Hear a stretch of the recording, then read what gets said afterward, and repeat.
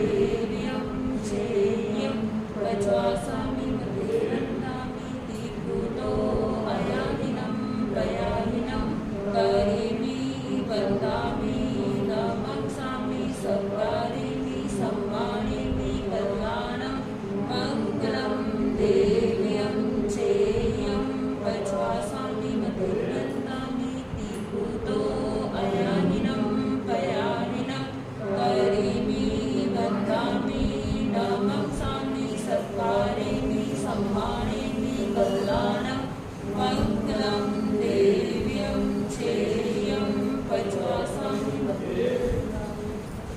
मिलती है मुझको शांति की सरगम चलती रहे मन में तेरी राह गुरु हरदम मिलती है मुझको शांति की सरगम चलती रहे मन में तेरी राह गुरु हरदम मैं जन्मों से सोया था तूने मुझको जगाया है मैं जन्मों से भटका था तूने घर को बताया है जिसने शिक्षा मानी है नहीं कोई हानि है नहीं कोई हानि है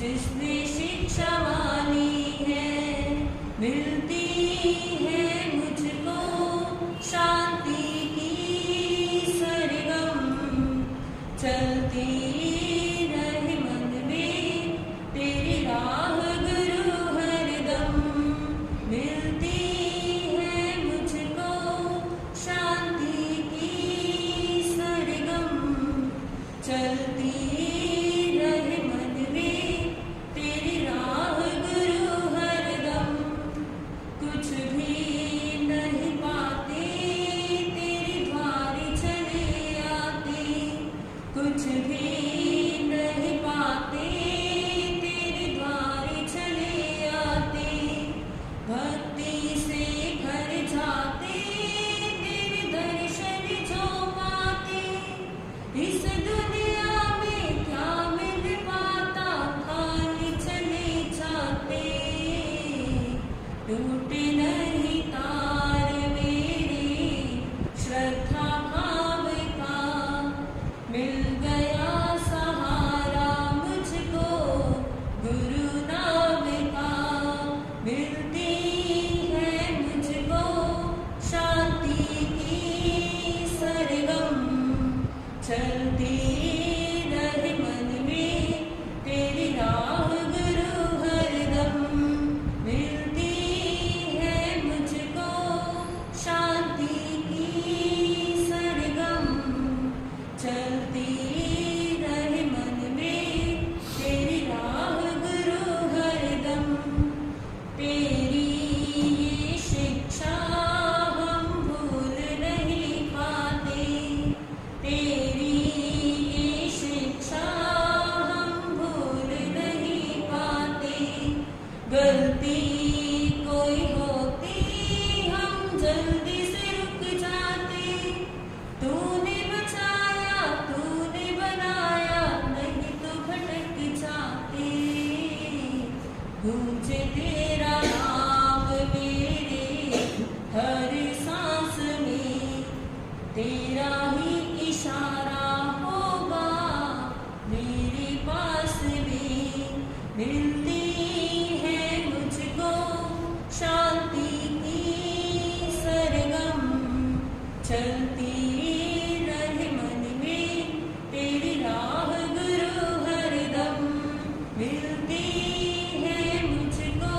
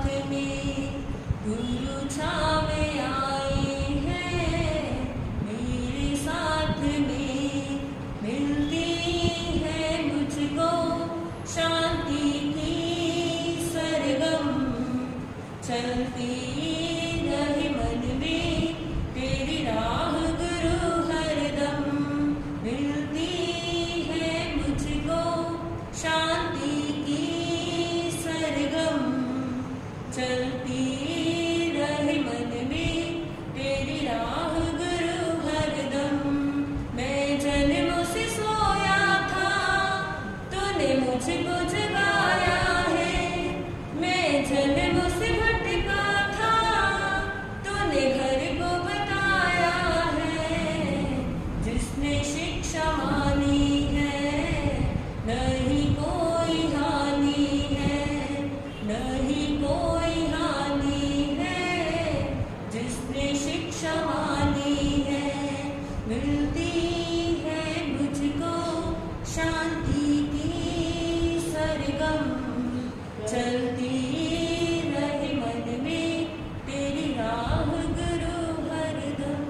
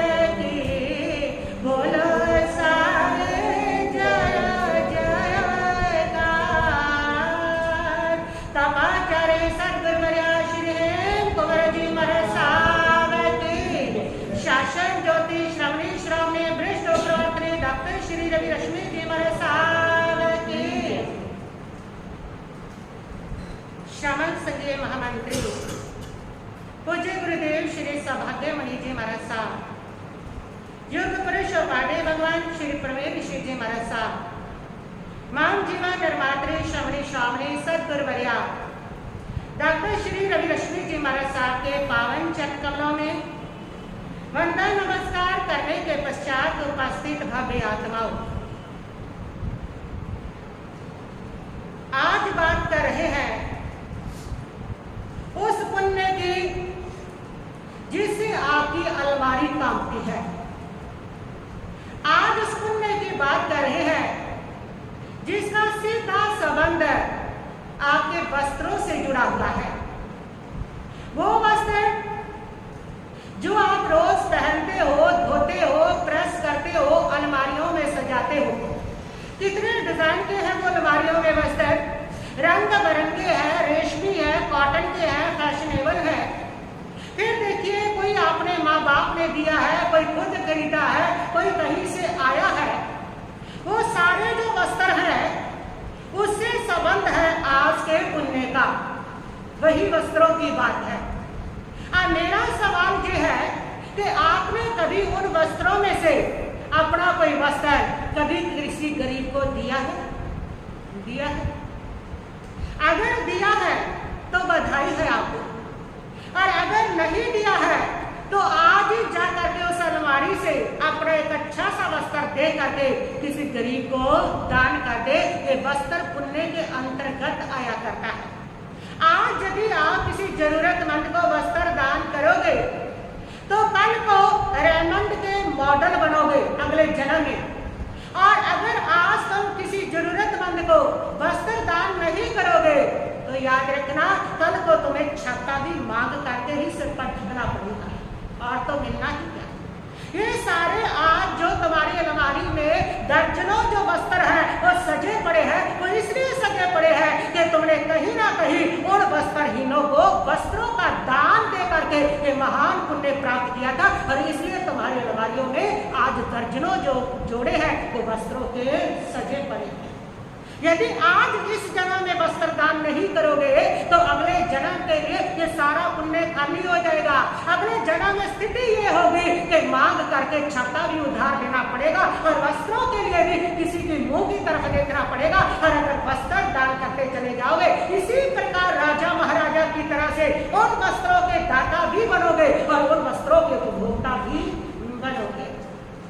एक बार एक व्यक्ति ने भगवान से जाकर के प्रार्थना की कि प्रभु मुझे अगले जन्म में राजा जैसा बना दो। राजा जैसा ठाट बाट वस्त्र पहनो, मैं भी रेशमी सुंदर सुंदर ऐसा राजा जैसा जीवन मिले, मुझे वो बना दो। भगवान ने उस व्यक्ति से कहा पहले ये बताओ तुमने कभी किसी को वस्त्र दान दिए हैं? उस व्यक्ति ने कहा कि नहीं प्रभु मैंने किसी को वस्त्र दान तो नहीं किए हैं। तो भगवान ने कहा फिर तू राजा नहीं बन सकता, राजा जैसा भी नहीं बन सकता। हाँ इतना हो सकता है कि राजा बाबू फिल्म में गोवंदा के कपड़े सिलने वाला दर्जी जरूर बन जाएगा। राजा जैसा जीवन वही पाएगा जो वस्त्र दान करेगा, जो वस्त्रहीनों के ऊपर उपकार करेगा, जो उनको साटा देगा, जो उनका दुख समझेगा उसको मिलेगा। और जो उनका दुख नहीं समझता, जो उनको अपेक्षित करता है उसको मिलने वाला नहीं है। उसको तो दर्जी ही बनना पड़ेगा। दूसरों के वस्त्रों को सिलकर उसमें थोड़ा थोड़ा लेकर के अपना गुजारा चलाना पड़ता है, वो वैसा ही बनना पड़ता है। आपकी अलमारी में दर्जनों 3-3 दर्जन कपड़ों की, और उन अलमारी को जब खोलते हो ना तब भी आप यही बोलते हो कि हे भगवान कोई भी पहनने वाला नहीं है, किसको पहनूं समझ ही नहीं आता। जब ये बोलते हो भगवान हंसता है ऊपर, भगवान कहता है बेटा क्या समझ नहीं आ रहा, सच में तुझे समझ नहीं आ रहा है। ये सारा जो तुमने भर रखा है ये सारा पाप इकट्ठा कर रखा है। वो सारे तुम्हारी अलमारी में पड़े हुए वस्त्र जो तुम्हारे लिए आउट ऑफ डेटेड है, जिसको तुमने पहनना नहीं है, तो सोच चुके हो ये सारे फैशन से आउट हो गए हैं, ये पहले कई बार पहन चुका हूँ, अब इसको तो मुझे पहनना ही नहीं है। लेकिन देना भी किसी को नहीं, पहनना ही नहीं है। दर्जनों बड़ी पड़ी है वो पहनने भी नहीं और देने भी किसी को नहीं। प्रभु यही कह रहे हैं कि बेटा कि यही है तुम्हारे लिए कि तुम दे नहीं पाते हो, जो यही से तुम्हारा पाप का बंद चालू होता है। जितना संग्रह होगा तुम्हारी अलमारियों में उतना पाप होगा, और जब जब उन वस्त्रों को निकालोगे तब तक वही वस्त्र तुम्हें महान पुण्य दे करके जाएंगे। उनको निकालना तुम्हें महान भाग्यशाली बनाएगा। संग्रह पाप जितना अपने भीतर इकट्ठा करके रखोगे उतना तुम्हारा भाग्य कमजोर पड़ेगा। जितने ज्यादा पुराने वस्त्र अंदर धरते चले जाओगे वो पाप तुम्हारे भाग्य को तुम्हें भाग्यहीन बना करके रख देगा। और जब जब तुम उसको निकालते चले जाओगे तुम पाओगे कि दिन ब दिन वो पुण्य तुम्हारे सामने काम कर रहा है, वो पुण्य तुम्हारे लिए काम कर रहा है और तुम्हारे लिए और आ रही है। तुम्हारी मीरा भी सुंदर लगेगी, तुम्हारा भार भी हल्का होगा। अभी तो जब भी वो पुराने वस्त्रों की अलमारी खोलते हो ना तो सिर भनभना जाता है, भारा हो जाता है कि अब इतना करे क्या, उनसे पुण्य करो, ऐसा पुण्य करो कि और अच्छा मिले तुम्हें, और बढ़िया से बढ़िया वस्त्र जो है वो प्राप्त हो। वो तभी होंगे जब वो पुराने पड़े हुए जो अलमारियों में दर्जनों वस्त्र पड़े हैं उनको क्या करोगे, दोगे। उससे तुम्हारे पुण्य का बंद होगा। जितना इकट्ठा करके रखोगे उतना पाप प्रतिदिन लग रहा है। किसका पाप? उसके प्रति आसक्ति का पाप, उसके प्रति मोह का पाप, उसके प्रति राग का पाप, उसके प्रति भावना की संकीर्णता का पाप कि वो काम नहीं आ रहे और फिर भी दे नहीं पा रहे हो। वो जो संकीर्णता है उसका पाप, वो सारा पाप 24 घंटे तुम्हारे खाते में चालू है। और अगर वो दे दो तो पुण्य क्या हो जाएगा, चालू हो जाएगा। पाप का बटन दबा करके रखा है, उन कपड़ों को ही दबा करके नहीं रखा बल्कि पाप के बटन को भी दबाया हुआ है ताकि पाप का बटन चालू रहे आपका। और इसलिए प्रभु कहते हैं कि याद रखना, अगर तुम जरूरतमंद को वस्त्र आज दोगे ना तो कल को तुम्हारी शादी पर तुम्हारे वस्त्रों की डिजाइनर मनीष मल्होत्रा करेगा। और यदि तुम आज किसी को वस्त्र नहीं दोगे तो कल को अपनी शादी पर अगले जन्म में तुम्हें सुई भी उधार मांग करके लेनी पड़ेगी। ये स्थितियां जैसे आज हम गरीबों की देखते हैं कि शादी पर वो वस्त्र भी मांग मांग करके लेके जाते हैं, धक्का तक मांग करके लेके जाते हैं, क्योंकि उन्होंने ये पुण्य नहीं किया, वस्त्र दान नहीं किया, ये पुण्य नहीं किया। और आज तुम अगर अपनी अलमारी में पड़े वस्त्र दान करोगे ना, तो जैसे किसी महान हस्तियों का मनीष मल्होत्रा डिजाइन करता है ना वस्त्र, ऐसे राशि वस्त्र प्राप्त होगा। जो देते हैं वही मिलता है। अच्छे वस्त्र चाहिए तो उनको दान करो, वहीं से रास्ता है। बंद का रास्ता भी वहीं से है और प्राप्त का रास्ता भी वही है। दोगे तो मिलेगा और नहीं दोगे तो सारा रास्ता तुम्हारा बंद हो जाएगा। सारे रास्ते वहीं से हैं। इसलिए आज ही उनमें जो 5 वस्त्र है ना, जा करके घर देखिए और उनमें ऐसे 5 अच्छे अच्छे वस्त्र हैं जो तुम्हारे लिए आउट ऑफ फैशन हो चुके हैं, आउट ऑफ डेटेड हो चुके हैं, जिसको कभी तुम पहनते ही नहीं हो, पहनना चाहते ही नहीं हो, क्योंकि बहुत बार पहन चुके हो। उनमें कोई 5 वस्त्र जा करके दान कर दीजिए। जिसको पहन सको ना वो वस्त्र किसी को दे दो तुम, वो पुण्य की पगड़ी बनकर स्वर्ग तुम्हें दे देगा। झिन्नी सी एक चादर जब दूसरे के तन पर ओढ़ती है, झिन्नी सी एक चादर जब किसी के तन पर चढ़ती है, वो पुण्य की बनावट बनकर मोक्ष का ढंग दे देगा।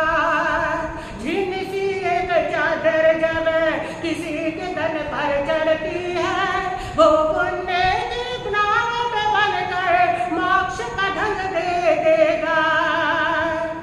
बस जिसको पहन सको ना तुम, वो वस्त्र किसी को दे दो तुम, वो पुण्य की पगड़ी बनकर स्वर्ग तुम्हें दे देगा। बजाय वो जो अलमारियों में भरे पड़े हैं उनको पाप बनाने की बजाय उसको स्वर्ग और मोक्ष का रास्ता बना लो, उसको निकालो। वास्तु दोष होता है, जितनी पुरानी चीजें अंदर भर भर करके रखते हो वो वास्तु दोष भी बनाता है। और बुद्ध ग्रह भी कहते हैं जो पुराने कपड़ों को भर भर के रखते उपयोग नहीं करते उनका बुद्ध ग्रह खराब हो जाता है, और जिनका बुद्ध ग्रह खराब होता है उनकी बुद्धि जो है वो काम करना बंद कर देती है। जैसे आज सब लोगों की टेंशन के कारण खुद ही कहते दिमाग काम नहीं करता, मेरा ज्यादा दिमाग ना खा, बच्चे को खुद ही कह देते दिमाग काम नहीं करता, क्योंकि तनाव इतनी टेंशन इतनी दिमाग ने काम करना बंद कर दिया बुद्ध की वजह से। बुद्ध ठीक है तो आपका व्यापार भी ठीक है। बुद्ध का लिंक व्यापार से, बुद्ध का लिंक बुद्धि से, और वस्त्र का जो लिंक है वो बुद्ध से। और जब आप वस्त्र दान करते हो आपका बुद्ध भी प्रसन्न होता है, आपकी बुद्धि भी तीक्ष्ण, फैसले भी सही, निर्णय डिसीजन भी सही, और उसके साथ साथ आपका व्यापार भी अच्छा। और अगर उनको अलमारियों में बंद करके रखते हो तो बुद्ध भी खराब, आपका मेंटली हेल्थ भी खराब, आपका व्यापार भी डगमग, और उसके साथ साथ संग्रह का भी पाप, ना देने का भी पाप, मोह का भी पाप, राग का भी पाप, कंजूसी का भी पाप, वो सारी अनुदारता का भी पाप, वो सारे पाप तुम्हारे घाटे में है। निकाल दीजिए जो नहीं पहनते। क्यों इतना छोटा दिल है कि दे भी नहीं सकते और उसको पहन भी नहीं सकते हैं, लेकर दिया भी नहीं जाता। क्यों नहीं दिया जाता? जिस समय हम भारी कर्मा होते हैं तब दिया नहीं जाता, जब हलू कर्मी होते हैं, पुण्य आत्मा होते हैं, तब वो भर भर करके पुराने तो क्या नए भी दे दिया करते हैं। पुराने तो क्या। निराला जी ने एक बहुत बड़े दार्शनिक लेखक, उनके जीवन की कहानी है कि वो जब भी किसी को वस्त्र गिन देते थे तो अपना वस्त्र पहन दे देते थे, सर्दियों के गर्मियों के वो तुरंत दे देते। एक बार महावीर वर्मा जी उनको सर्दियों में देखा कि अपना कोट किसी को दे दिया जरूरतमंद को, और खुद ठिठुरते फिर रहे हैं सर्दी में, और उन्होंने एक कोट सला के दे दिया कि सर्दी से बचाओ। निराला जी को कह दिया, उनको कह दिया कि आप ये किसी को मत देना, सर्दी है ना, सर्दी लग जाएगी तुम्हें। लेकिन निराला जी तो निराला जी, उनका तो हृदय करुणा से बना हुआ, उसका हृदय तो उदार, क्योंकि वो पुण्य आत्मा थी। और इसलिए जब वो बाहर गए तो उन्होंने देखा कि कॉलेज के बाहर एक व्यक्ति ठंड में बुढ़ा व्यक्ति ठिठुरा, उन्होंने तुरंत अपना नया कोट निकाला और उसको उड़ा दिया। और अगले दिन वो महावीर वर्मा की नजरों से बच रहे हैं, और उन्होंने देखा कि कोट पहना हुआ नहीं है। जब पूछा तो उन्होंने कहा कि मेरे से ज्यादा जरूरत उस गरीब देखो, ये पुण्य आत्मा इतनी बड़ी उदारता कि जितना है वो भी दे देना। इतनी बड़ी उदारता महान पुण्य आत्माओं की होती है। जितना कमजोर पुण्य होता है उतना ही आपके भीतर आपका हृदय छोटा होगा, दिल छोटा होगा, सड़ जाएगी, चीज खराब हो जाएगी, लेकिन किसी को दे नहीं सकोगे। उतना जितना पाप ज्यादा होगा करते, आत्मा में जितना पाप भरा होगा उतना ही दिल छोटा मिलेगा, नहीं दे पाओगे, देश को भी नहीं दे पाओगे।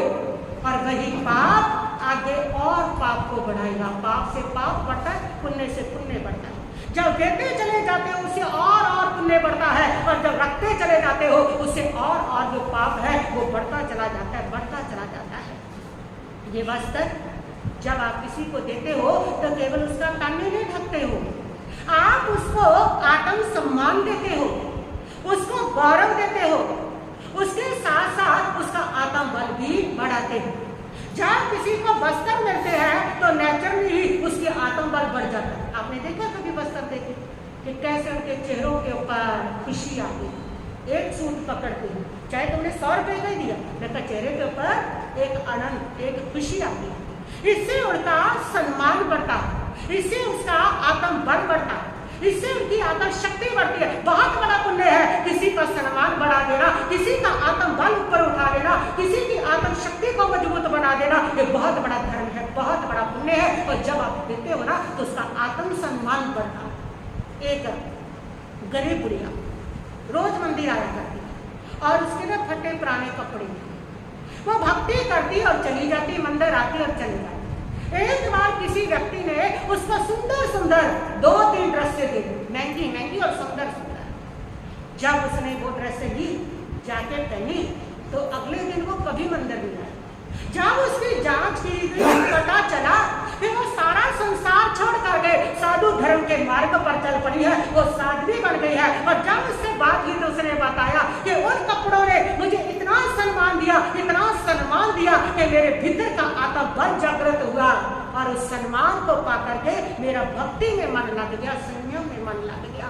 पहले मेरी आत्मा को सम्मान नहीं मिल रहा था, इसलिए मेरा भक्ति में भी मन नहीं लग रहा था।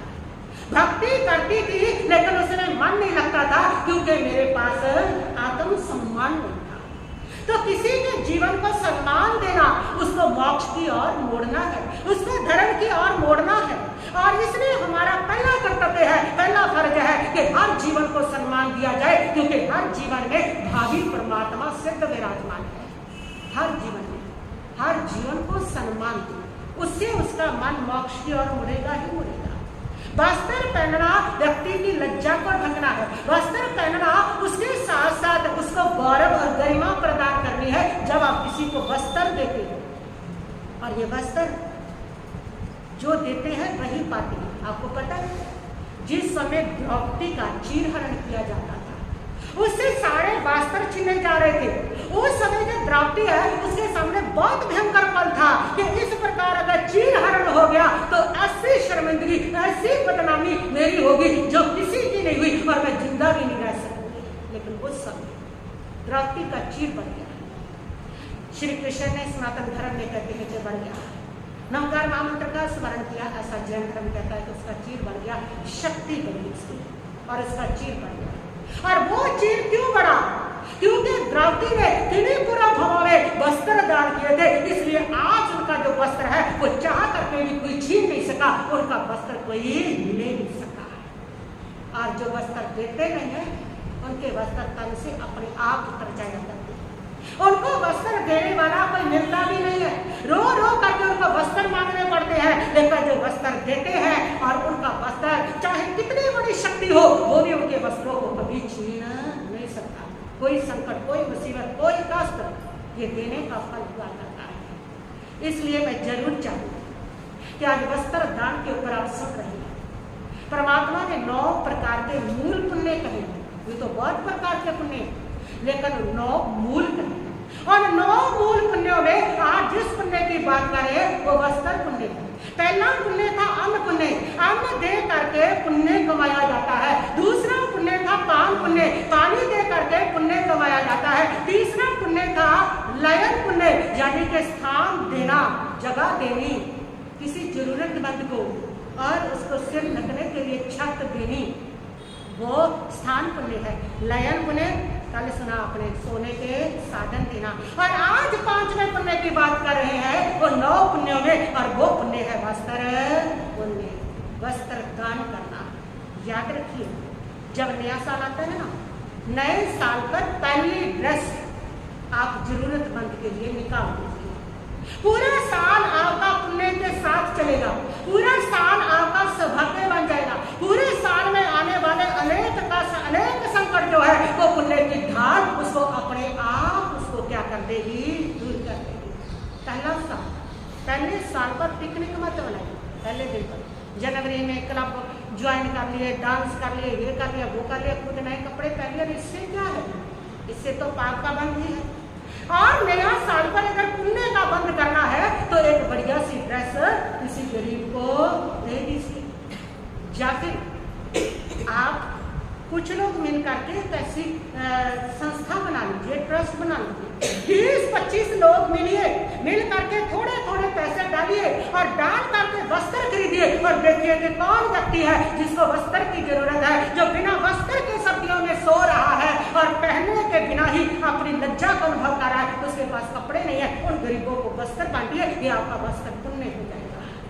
और ये वो पुण्य हुआ जो आपके जीवन में आपका सौभाग्य को बढ़ाएगा, सौभाग्य बन करके बरसेगा। इसलिए परमात्मा कहते हैं कि जो लोग दूसरे को वस्त्र पहनाते हैं, वह लोग जो होते हैं अपनी आत्मा के ऊपर पुण्य की चादर उड़ा लेते हैं। ऐसी चादर पुण्य की उड़ाते हैं कि अब चाह करके भी जो पाप है उसके ऊपर पार नहीं कर पाता। पुण्य 9 है, पाप 18 है। 9 पुण्य 18 पापों को समाप्त करने की शक्ति रखते हैं। 9 पुण्यों की ऐसी ताकत है, सारे पापों का बैलेंस 0 कर देते हैं। इसलिए जीवन के अंदर इन 9 पुण्यों को परमात्मा ने करने के लिए कहा है। इसका पछान नहीं दिया, पछान दिया तो पापों का ही दिया, 18 पापों का, पुण्य का कहीं पछान दिया, क्योंकि इसको करने के लिए कहा है कि 9 पुण्यों के बल पर ही तुम्हें सारा सुख मिलता है, साधन मिलते हैं, तुम्हें जिन शासन मिलता है, धर्म मिलता है, मनुष्य जन्म मिलता है, सत्संग मिलता है, सदगुरु मिलते हैं, धर्म करने के साधन मिलते हैं। ये सारे साधन अगर कहीं मिलते हैं तो किसके बल पर? पुण्य के बल पर। पुण्य की कई प्रकृतियों का उदय होने पर ही केवल ज्ञान होता है और पाप क्षय होती है। ये सारा पुण्य के बल पर। इसलिए तीर्थंकर भी दीक्षा से पहले वस्त्र दान देते हैं। जब वो वस्त्र दान देते हैं तो हम किस खेत की मूली हैं? तीर्थंकर भी वस्त्र दान देते हैं। तो वस्त्र दान करोगे वस्त्र पाओगे, नहीं तो आने वाला समय जैन धर्म कह रहा है ये पंचम आरा चल रहा है और इस आरे के बाद 18,000 साढ़े 18,000 वर्ष का ये अभी आरा और है। इसलिए इस काल में अभी और दुख बढ़ेंगे। फिर आएगा इसके बाद छठा आरा 21,000 साल का, फिर आएगा छठा आरा 21,000 साल का, और उस आरे के अंदर कोई वस्त्र नहीं होंगे, कोई वस्त्र नहीं होंगे। वो आदम बाबा का काल वाला हाल होगा। जैसे कहते हैं ना, आदि मानव पहले फिरते थे बंदरों की तरह घूमते और ऐसे जंगलों में, वही होना है छठे आरे। वही फिर से आदम झुकाएगा, वही फिर से आदम काल आएगा। वहां पर ना कोई वस्त्र होगा, ना कोई खाने का साधन होगा, कुछ नहीं मिलने वाला। और वही लोग उसमें जन्म लेंगे जो आज पुण्य नहीं करेंगे, जो आज पुण्य का बंद नहीं करेंगे, वस्त्र नहीं देंगे, वही उनमें जन्म लेने वाले हैं। और जो अपने वस्त्र दान करके पुण्य को कमाएंगे वो उस काल में कभी भी आने वाले नहीं। सुनो स्थिति क्या है कि वस्त्र ही नहीं, ना लज्जा, ना मर्यादा, ना कोई आत्म सम्मान बचता है।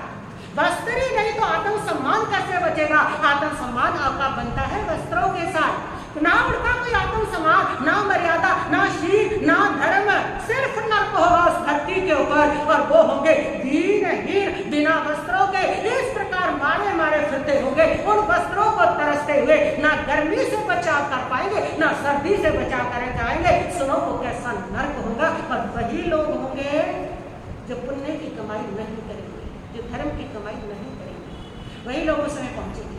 इसलिए जीवन में परमात्मा के कहे हुए इन 9 पुण्यों को पालना शुरू करो। ये 9 पुण्य अपने जीवन के अंदर स्थान दो, छोड़ो उस वेस्ट का मोह, दिल को थोड़ा उदार बनाओ। अपनी अलमारी को आज ही जाकर देखें, जो आप कई सालों से नहीं पहन रहे हो उसका पाप क्यों इकट्ठा कर रखा है, उसको आज ही जाकर के किसी गरीब को, किसी वस्त्रहीन को दे करके और अपने पुण्य का दरवाजा खोल लीजिए, पुण्य के सौभाग्य को खोल लीजिए, और वो आपकी अलमीरा का भार भी कम होगा और आपके कर्म का भार भी उससे कम होगा। इसलिए परमात्मा ने ये वस्त्र दान का महान पुण्य कहा है। मेरे साथ पंक्तियां गुनगुनाएंगे। अभी समय है हाथ में, अभी समय है हाथ में, ले लो संबल साथ में, ले लो संबल साथ में, जहाँ कहीं जाओगे वहाँ सुख पाओगे, जहाँ कहीं जाओगे वहाँ सुख पाओगे। प्रभु कहते हैं अभी भी समय है, अभी भी ये पुण्य के जो कमाई है वो साथ में ले लो, क्योंकि इस जीवन के बाद भी आगे जीवन है, और फिर जहां पर भी पहुंचोगे वहां पर तुम्हारे जीवन में सुख ही सुख होगा, दुख नहीं आएगा। अभी भी समय है इस पुण्य को कमाने का। थके हुए को स्थान दे, थके हुए को स्थान दे, शैया का सम्मान दे, शैया का सम्मान दे, वस्त्र पहनाओगे वहाँ सुख पाओगे, वस्त्र पहनाओगे वहाँ सुख पाओगे। अभी समय है हाथ में, ले लो संबल साथ में, जहाँ कहीं जाओगे वहाँ सुख पाओगे, जहाँ कहीं जाओगे वहाँ सुख पाओगे। बस इतना ही कहती है। मैं अपने वक्तव्य को यहीं पर स्थगित करती हूँ, क्योंकि 9 बजे मुझे प्रवचन समाप्त करना होता है। बीच में सूचना है, आरती है, उसका समय मुझे बचाना होता है। मुझे पता है मैं बंद करती हूँ तो आप घड़ी को देखते हो कि बंद कैसे कर दिया, तो लेकिन फिर आप लोग ही कल को बंद हो जाओगे कि महाराज जी ने तो 9:15 बजा दिया, हमारी दुकान रह गई, हमारे काम हो गए। तो इसलिए मुझे आपका ध्यान रखना भी पड़ता है। तो उस सब स्थितियों को देखते हुए मैं ये ध्यान रखते हुए उसको सूचना और आरती बीच में हो जाए, मंगल पाठ बीच में हो जाए, उसको देख करके ये मैं टाइम रखती हूँ। गुरुजनों के पावन चरणारविंदों में हृदय की असीम आस्था के साथ अनंत वंदन। उपस्थित भाग्यशालियों, जिनके हमारे जीवन के ऊपर अनंत उपकार हैं, उनके ऋण से ऋण होने के लिए स्तुति के ऋणी तपाचार्य गुरु माता श्री हेमकुंडी महाराज साहब, उनकी जो आरती है वो हम सब श्रद्धा भक्ति अप्रेम के साथ बोल करके अपने कर्मों की जो निर्जरा है वो करेंगे। साथ साथ बोल सकते हैं, जहाँ जहाँ पर आप जो है बोल सकते हैं वहाँ पे बोलेंगे।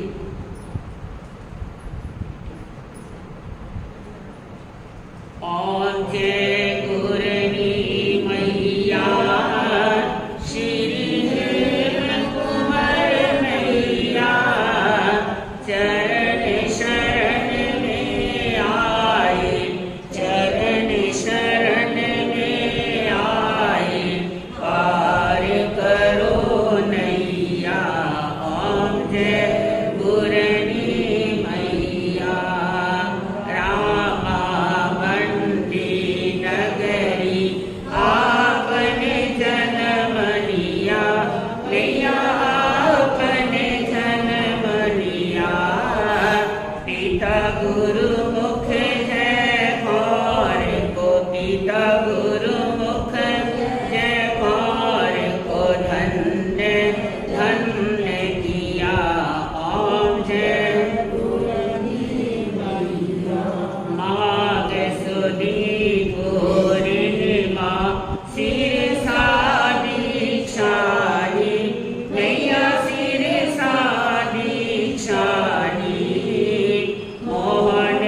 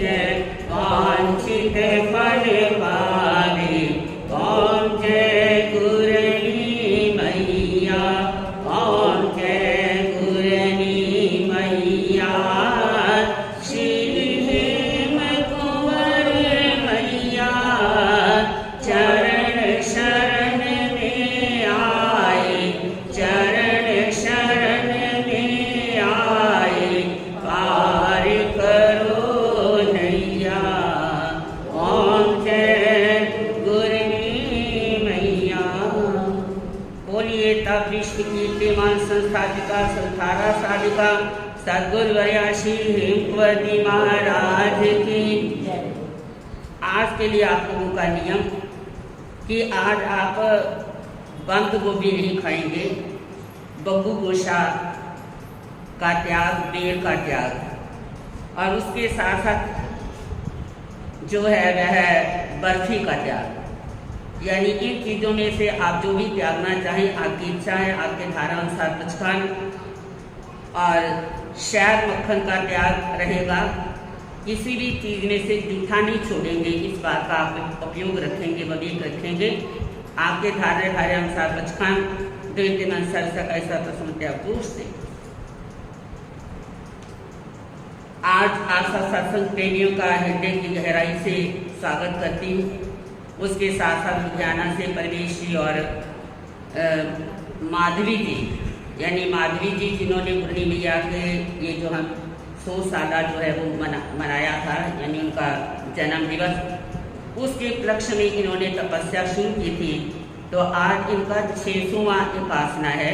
यानी उपासने का मतलब होता है कि एक समय जो है वो भोजन करना और पानी पी सकते हैं 3 दिन के अंदर। तो आज का पचखान दिला रहे हैं, हाथ जोड़ के पचखान लेंगे। उगे श्रीगासन पर सुखामी के इंतजारों का संखरिम स्वयं अणथा भुगन सस्करण नेत्र सस्मत भूषि। नमो अरिहंतानं, नमो सिद्धानं, नमो आयर्यानं, नमो वच्छायानं, नमो लोये सप्ताहुनं।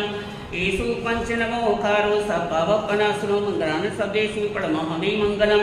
ओ सघरं पासवंतामिकं घर्मुकं ईशविश्वनाथं मंगलकलानावासं श्रीशाफलिमन्तं कंठेधारी दुष्यं तत्कैरुकुमारी तुच्छजराजन्त्री सामं चेठौ दूरमन्तो तुत्पनमोहि बहुलेन अटेषु विजयपन्तं कुस्मते लदे चिन्तामणि कापयवाभिये पावन्ति अलिकेनं दिवारमण्ठानं निसन्तो मायस्पतिवालिग्रेणिः तादेव जुवोयु भये पाचेचं ये पुंक्ते आसी आत्मा मारी ये जिताना संगीतयाना श्रीविचकं जिनेलारां परमेश्वरयासिया पनस्मादिन सोना शेषदेना भयन भक्तिदानम दिशा पन्यालय दिशा प्रतिजनता गैराक्षानी और सगोपन संतु सत्री पंते सत्री पंचे विजन को में सोए दर्जना हरि करी चराई मावरो प्रबन्ना दसे नेते चली सरगंध में श्रीराम देवासु पन्या सिदा ओमादु सरसु हारुते सरसु आलियना गबम चक्के सबो बदम ओम रोनी काती हनगस तेसेना दत्ता कालिका गोलगंधारी पनसत्य सिंह वीरमलो सयंते ज चौथे से जा आत्मा पड़ी के सत्संग में जाएंगे तेना वर कर सचिवी श्री कुमो सत्य सिंह जिनाना सरोंदे सहा ओम भगवान मंत्र जो स्वासीवान वासी देवी दुष्ट देवा ते सभी संत मनसा चंदन बिना फलिखन पे के गंत्र के सुने मनासी की सत्य सिंह जंत्र समझ प्रेर दियारी भी जंत्र ने मतंग मिचा ओम हर होम हह सर सुम सह ओम फट स्वाहा ओम शिव स्वाहा।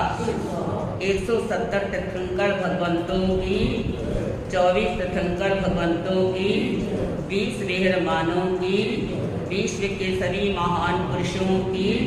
चतारी मंगलम अरिहंता मंगलम सामंगलम केली कतोदम मंगलम। चतारी गुत्मा अरिहंता गुत्मा सालुत्मा केली कतोदम गुत्मा। चतारी शनं पज्जामि हंते शनं पज्जामि सिद्धि शनं पज्जामि साउ शनं पज्जामि केली कतोदम शनं पज्जामि। 4 शनि दुख करने मंगल करने और न शरना कोई होगा जो भक्ताने करे आचरण उसका सदा ही मंगल होगा।